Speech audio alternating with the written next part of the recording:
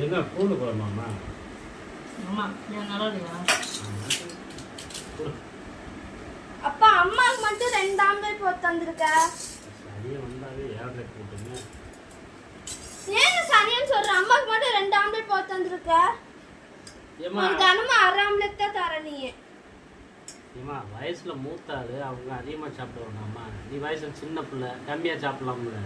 அம்மாவுக்கு நேற்று ஆம்பளம், இன்னைக்கு ஐஸ்கிரீமு, பலாப்பழம். அம்மாவுக்கு மட்டும் தினமும் திருத்தனமா வெளியே போய் கூட்டிட்டு போய் எல்லாமே வாங்கி தர. அம்மாவே நல்லா இருந்தா நீ அம்மா ஊசி பேத்து விட்டுருப்பா. அம்மாவுக்கு எடுக்கிறது நீ தான். அம்மா அவ நேத்து அவ கேட்டா வாங்கி கொடுத்தேன்.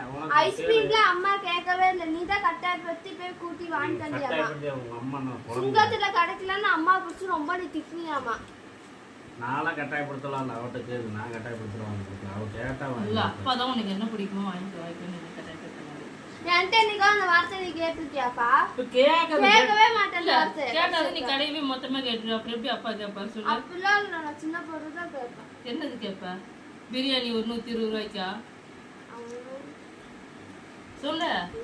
நான் பொருள் தானே கேட்பேன், பிரியாணி கேட்பேன். நான் வாங்கி முடி. சும்மா கடையில ஆக்கிரமிப்பு பண்ற வேண்டியது போனா கடைக்கு கூட்டு போனா தொல்லை. வெறும் எம்டி மட்டும் வாங்கி தந்துட்டு சிக்கன் பிரியாணி சொல்லிட்டு இருக்கீங்க. சரி வாங்கி கடையில மாட்டுக்கறி பிரியாணி இருக்குமா? மாட்டுக்கறி சாப்பிடுவீங்க? சாப்பிட மாட்டேன். சாப்பிடு, நல்லா இருக்கும் மாட்டுக்கறி சாப்பிடலாம். அதே நான் சாப்பிடணும் போ.